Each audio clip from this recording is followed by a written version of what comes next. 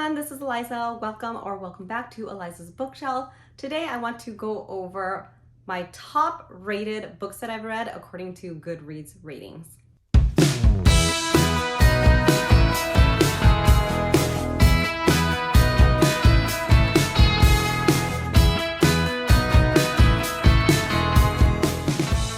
So I want to go over my top rated Goodreads, books that I've read. And it wasn't until maybe 2018 or 2019 that I started documenting or, logging all the books that I've been reading on Goodreads. So this is only the books that I've been reading in the past few years, the top rated ones. I kind of skimmed it and it's a little embarrassing, but most of them is a Sarah J. Maas. So I don't know when I got into her books, but it was in 2018. I started off with A Court of Thorns and Roses, and I remember being on the second book when I was on vacation with my husband, and I loved it. And then I started Throne of Glass, and yeah, I've been a super fan since then, so don't be surprised if a lot of this is Sarah J. Maas, but let's get to it. I'm gonna have a cutoff because a lot of books are like highly rated up there, so I'm gonna have a cutoff. I'm going to start with 4.5 or higher rating. So let's go from the bottom and then see what the top one is. So let's see. I have my list here. Okay, so interesting. My first one is A Shadow in the Ember by Jennifer L. Armentrout. And this is the spin-off series to the From Blood and Ash series. This happens a lot with series or whatever, spin-offs and things like that. Subsequent books are sometimes rated a little bit higher because, of course, if you love the book series already, you're more likely to read on. And so people who read the sequel or subsequent books, they already like it, so it's likely to be rated higher. That doesn't happen all the time, but it seems to be a pattern. Anyways, so A Shadow in the Ember is the spin-off series, and it's kind of like a prequel to the From Blood and Ash because you learn a lot about Poppy's ancestors. And I really liked it because you see where Poppy kind of gets her, her personality. And it's kind of weird because I don't think she really knows these people, but you can see some of her personality from these two people. But I liked it. I'm not going to go too deep into it because, in case you haven't read From Blood and Ash, but book 2 in this spin-off series is coming out later this year and I'm super excited for it. Okay. Second one is The Hate U Give by Angie Thomas. I loved this one. I remember reading it when I was in residency back in Fresno, and then the movie came out and I watched the movie and I loved it too.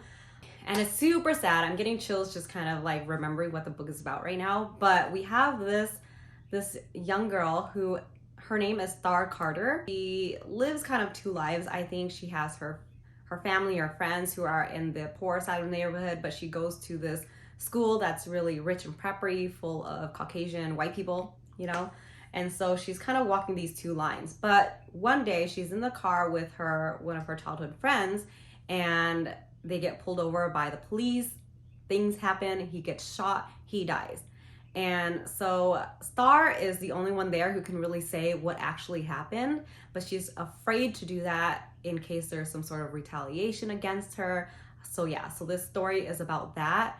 And sticking up for what is right. I'm just getting chills talking about this because it's so sad, but I read the book and I watched the movie and it was so great. I think this is one of my top favorite YA books of all time. So it's The Hate U Give, thug, because people just assume these people from these neighborhoods or minorities are thugs, but really they're people and bad things happen just because of the color of their skin, so it sucks. But yeah, sorry. The Hate U Give was so good. I wish I can reread it or read it for the first time again, Anyways, okay, so, and all of these that I've talked about so far are 4.50 rated on Goodreads, and the next one is the same. So, The Hero of Ages by Brandon Sanderson.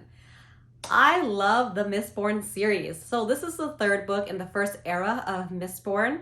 There's the first era, which is the one I read. There's a second era, which is the one I'm in the middle of. And then there's this whole Cosmere universe that he's built. He's just a genius, and he spits out books so frequently. It's crazy. So the Mistborn, so you have this world in which you can burn certain metals and get powers from them, depending on what type of metals you ingest. And you ingest it, you burn it somehow in your belly, and then you can use those abilities. So just for example, the ability to push off metal. So I forgot specifics which type of metal. So you'll ingest it and then you'll be able to bounce off something or push away from a certain metal. I don't remember which metal it is, but and then there's also the ability to be faster or stronger or retain more information, things like that, right? And so this is the third book in that series. I think the whole series just wrapped up super well. I remember when I was starting out book 3, I just loved it so much that I was looking online for fan art for some of my favorite characters, and then bam, I got spoiled. Someone dies. I'm not gonna say who, but let's just say it was someone that I really liked. But yeah, that got spoiled for me. And then for the longest time, I just put that book on hold because I was super sad. I was like, I don't want to read and see how this person dies. I want them to live in my mind forever. But yeah, it took me a while to finish that book, but I just loved it. I actually recently bought like the 20th edition, whatever, special bound of Mistborn, but I'm still reading the second era. It's just a little bit different. It's like a different set of characters. It's decades later. It's in like Western times, but they still have the same powers. And so I'm just getting used to these new characters. But I'm on the second book of that one. Yeah. Okay.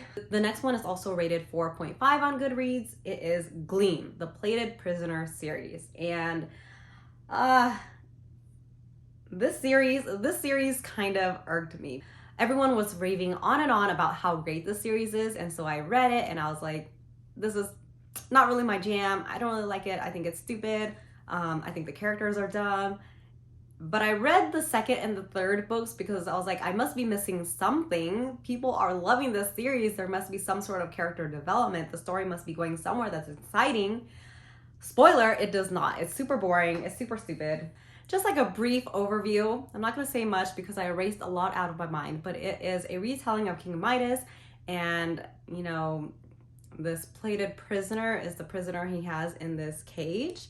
And so story goes that he gold touched her and turned her into gold, but you kind of figure out that that's not really the truth, and he needs her around for something. But the whole time she's just a prisoner. She has like this Stockholm syndrome thing going on because even though she's a prisoner, she's like, oh, you know, I still have feelings for you, even though I see you having sex with multiple women in front of me.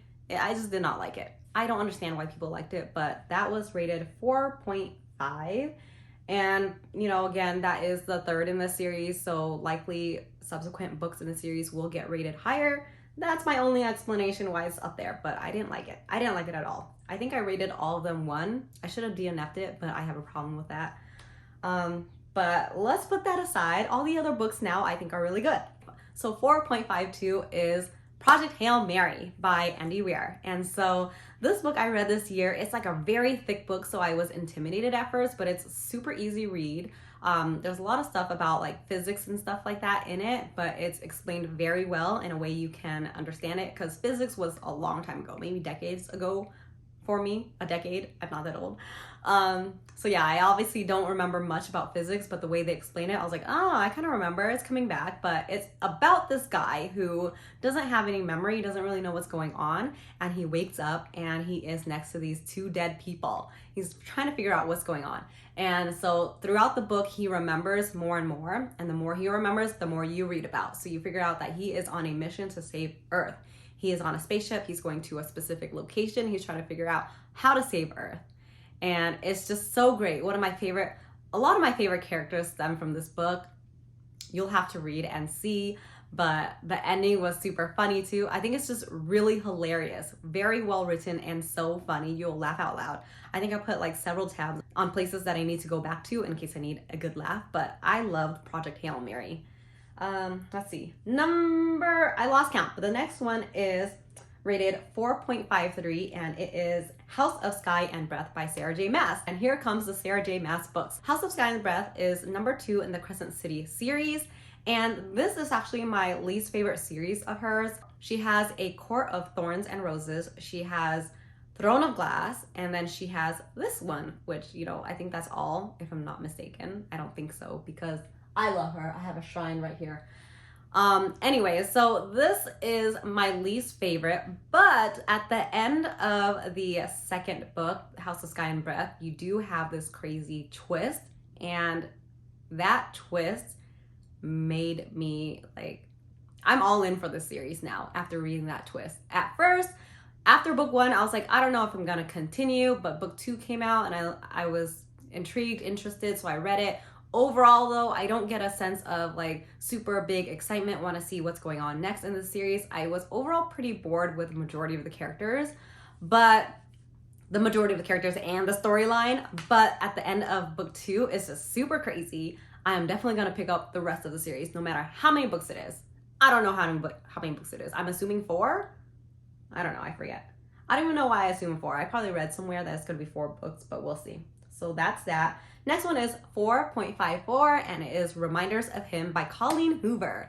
Colleen Hoover is the queen of sad romance, the queen of break your heart, shatter it to pieces romance. So you have to be in a good mood to read her books. And I'm always in a good mood to read Colleen Hoover. So Reminders of Him. I'm gonna say a little bit more about it than I have in the past. So something happened in the past with our main character, Kenna, with her boyfriend at the time. So her boyfriend 5 years ago passed away, tragic accident, and she ends up going to jail. She's been in jail or prison for 5 years, and she's finally out. And she's out, her first thing that she wants to do is find her daughter, who is now 4 years old. Her daughter has been staying with her old boyfriend's parents, and so she wants to, meet them. She doesn't really know how to at the beginning. And because of everything that happened, she's scared of how people will receive her in this old town. So she comes back to this town and she meets this guy named Ledger, and he runs this restaurant bar type of thing, but he doesn't recognize her at first. He doesn't recognize her, and so they form this little relationship. When he finds out, he's like, oh shit, I'm not really supposed to like you because you suck because of what happened before. But it's just really nice to see how she warms up to these people and become part of their lives and gains their trust back. But it's super sad because she's dealing with like the aftermath of what happened to her old boyfriend too. In the meantime, trying to form these new relationships. But it's just so sad. Her books are sad but heartwarming, and they end on a good note. So I like that. I agree with that. Reminders of Him, really good. 4.55, we have We Were Dreamers by Simu Liu. And I actually read this one recently and I loved it. It's like a kind of a autobiography of sorts of him when he was younger. Actually, it starts off even before that with his parents' lives in China. So he talks about that, and it talks about his life with his grandparents in China while his parents were off in Canada trying to get a good life there and bring him away. And then we go into his story as he was growing up in Canada, missing his grandparents, missing his life, trying to fit in Canada, really trying to fit in. And then we have his life trying to become an actor after, dumping this job that he hated, that he was super miserable in. And I really liked learning about his life. But besides that, you have this undertone of really inspiring, work hard, don't settle for what you're unhappy in, and just trying to reach that dream of yours. So there's that underlying, very inspiring story, and then like another undercurrent story of, a family and just learning your family's history and just hugging your loved ones tighter because they're not always going to be there. I think he was really sad about not being able to say goodbye to his grandparents, and his grandparents passed away recently, I believe. But yeah, it was super heartwarming and touching, and it's nice to read his story of having like the classic, high-end job that your parents always want you to have, but that you're not really happy with. And so it's nice to see him kind of reach his dream. Yeah, I loved it. Okay, so 4.55, we have Queen of Shadows in the Throne of Glass series. So the Throne of Glass series, if you guys don't know, it's about this assassin, this killer, who got stuck in a slave encampment, and the king of Ardalan brings her out of that. But in exchange, he's like, you have to become my assassin, or at least like enter this tournament to become my assassin. So it starts off as that. The first 1 to 2 books, it's like a small little world, those type of stories. But then books 3 and 4, onward into the end, the world just opens up so crazy, and you learn more about the politics and magic. Yes, there's magic. Sorry if I spoiled that, but yes, there's a whole world out there. And so Queen of Shadows is book number 4. There's also a prequel too that she wrote in the middle of writing all these. So technically it's like maybe book 5, but if you're just looking at the main books, it's book 4. When I read this series a long time ago for the first time, I read them all at once. I binged it, and then I went to book 6, waiting for book 7, and then I had a little gap there. But so I don't quite remember what happens specifically in books 4, 5, 6. Maybe just 4 and 5. I can't really differentiate books 4 and 5. Queen of Shadows is book 4. Empire Storms, which is the next book on my list, 4.56, Empire Storms, that is book 5. So yes, this series is the greatest of all time. I love it to death. I love it to pieces. I recently got my cousin-in-law to read it all, and he said he liked it too. And yeah, I just can't wait until everyone reads it. Okay, and the next one is rated 4.58. It is called The Boy, the Mole, the Fox, and the Horse. And it's not your typical novel or anything. Let me see if I can find it. Aha! Here we go. It's kind of hard color coding my bookshelf because I don't really know where anything is. Like if I remember specifically what book color the spine is, then yes, I will know where it is. But not all books have the same like cover color and spine color, so it gets tricky. But anyway, so this is blue. So I found it. Okay, so The Boy, the Mole, the Fox, and the Horse. So it's a little like, you know, journey of sorts about this boy who meets these little animals, but he's like talking to them, they talk to him, and it's just small quotes that are very inspiring and, you know, very nice quotes to live by day to day. And I'll give you another example. I've given examples in the past, but let me give another one. Let's see. What do we do when our hearts are hurt? Asked the boy. We wrap them in friendship, shared tears and time, till they wake hopeful and happy again. It's so cute. Let's see what my last one is. Oh, that's a big one. I just want to read some quick ones for you guys because it's so cute. Okay. Nothing beats kindness, says the horse. It sits quietly beyond all things. So true, horse, so true. We often wait for kindness, but being kind to yourself can start now, said the mole. Who wrote this? Charlie Macri? Yes. And then what else did I bookmark? One of our greatest freedoms is how we react to things.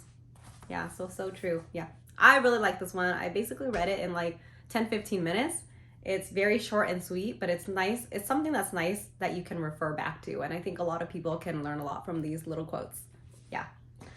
Oh my goodness. 4.59 is The Nightingale by Hannah Kristen. I believe I've read a couple of other books by Hannah Kristen, but which one? I don't remember.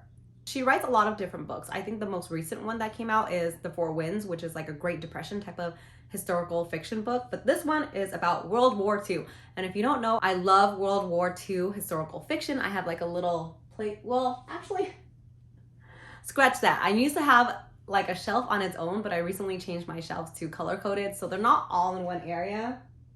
Are they? Maybe they are. They're down here. Okay, so yes, I love World War II historical fiction because it's just crazy about the things that people went through in the past.